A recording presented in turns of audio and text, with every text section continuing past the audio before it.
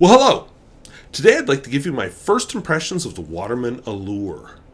I posted about this pen on my community tab because I was so impressed with it, and yeah, I'm still impressed with it, but some wrinkles have come up, so let's talk about them. And by the way, with this talky part, I'm experimenting with some different lighting. I haven't decided if it's too dark yet or not. Looking at it on here, so we'll see when I get it onto my computer. So it may or may not stay. We'll see. But let's take a look at the pen. Oh, look! It's a box. Do you know what's inside it? Well, if you paid attention to the title of the video, you should. So we learned that this is copyright 2020 Europe brands from Newell of Europe. So Newell Rubbermaid. And on this end, we get our first clue what's inside. Looks like a pen. A Waterman pen. From Paris. So it's exotic. So we'll remove this, and we get our first real glimpse of the pen. So, we've got anything else in this box? Oh, we got a cartridge underneath. So our pen is actually a very attractive green. Kind of reminds me of the color of my house.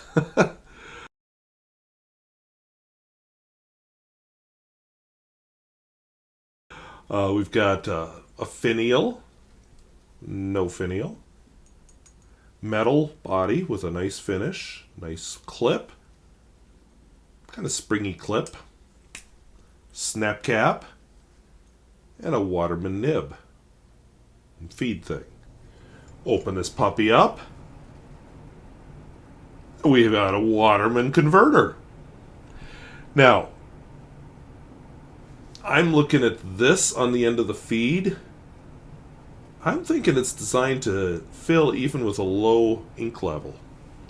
So what would be a really common ink that I would probably have, used up a lot of its bottle?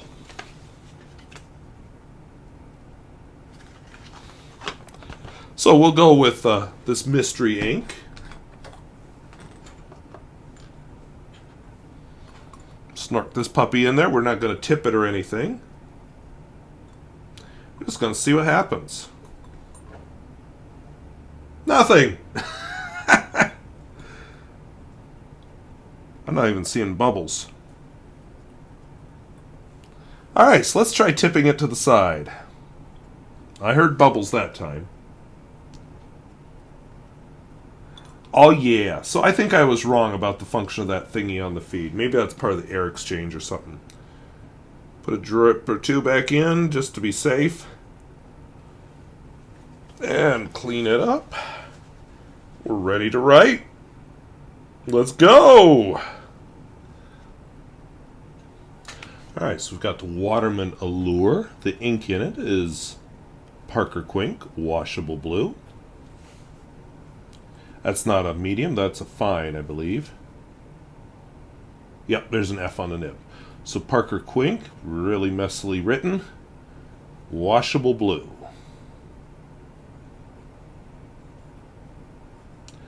So far, I'm finding it comfortable in my hand. As far as the nib goes, definitely not a flex nib. I've used one of Waterman's more expensive steel nibs before, the Waterman Hemisphere, and I liked it. I like this one too. A little bit of line variation, wetness and flow.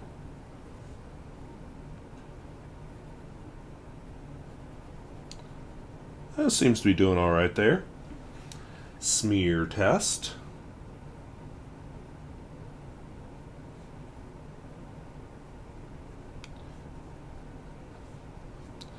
Yeah, that's a pretty wet pen. Reverse writing.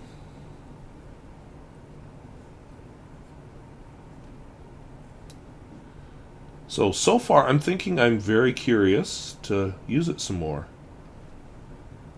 Yeah, that's actually a very smooth extra fine.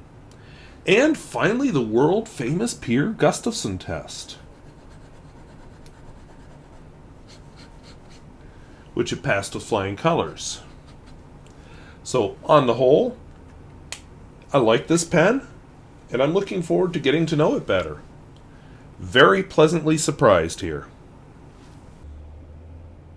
So that was the Waterman Allure. I'm planning a video soon where I'm going to compare the Waterman Allure to the Parker Vector. And I will just confide that one of my concerns is those pens seem to be the same pen. And Parker and Waterman are owned by the same company. So in a lower cost pen, wouldn't it make sense to, do a little bit different branding, do it a little bit different clip, but basically sell the same pen? And I'm kind of afraid that's what they've done. So I'm going to do a video soon.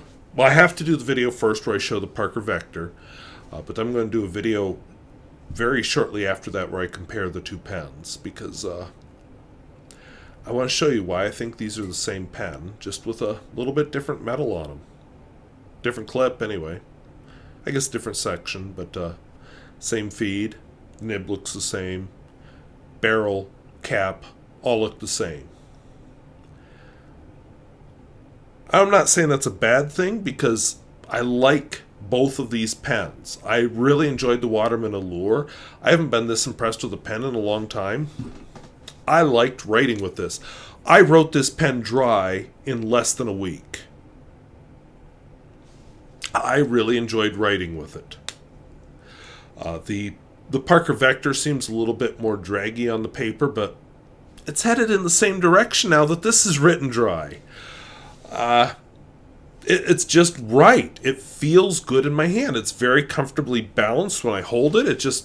It's the right size. It looks good. I think the color is sexy. But it is. If you've ever seen my house, you know why I like this color. But I am just really thrilled with this pen. And I'm pretty darn thrilled with the Vector, too. It just, like I said, the nib feels a little bit more draggy. But it's interesting that they seem to be the same. So expect that Parker Vector video soon, and expect this one, the comparison, soon. I might even have to do 2 pen videos in a week rather than a book review or something, because I want to get this out there. But anyway, it just felt right.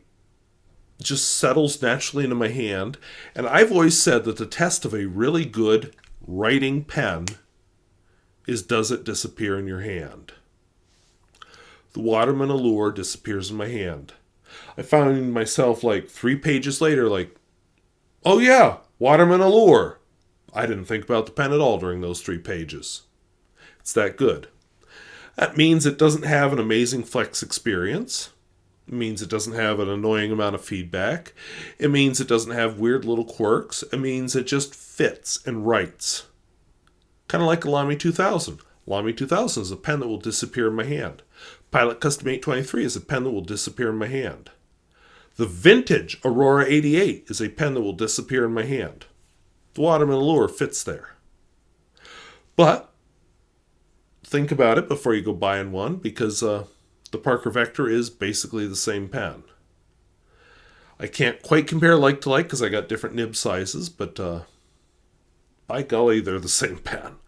So expect more on this model. Expect a Parker Vector video soon. Expect a Vector versus Allure, and probably I'll look at some, modern versus vintage Vector or whatever. So one test I always like to do is pocket test. This white sweater thing doesn't have a pocket, but I'm wearing a t-shirt. It's a Cthulhu for President t-shirt, by the way. Why vote for the lesser evil? But it fits right over the t-shirt with no problem. And it fits in my shirt pocket with no problem. I'd have no problem taking this pen to work as my daily writer pen. It's a good pen.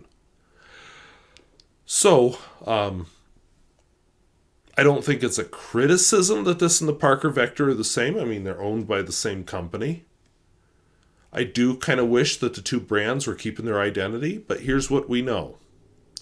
When a company is bought up by another brand, their identity eventually begins to disappear. And this may be the beginnings of that for Parker and for Waterman. So sad, but just a reality. So anyway, I want to thank you for watching, and let me know what you think of the lighting down in the comments in addition to anything else. And let me know if you have any experience on the Parker Vector versus Allure, the new versions. Maybe I'm wrong. Maybe you can save me from producing a horrible video that I will regret for the rest of my life. Or maybe you'll just reaffirm what I'm saying and say, nope, you're right, squirrel. Go get him. So in either case, let us know down in the comments. So thank you for watching. Talk to you later. Bye-bye.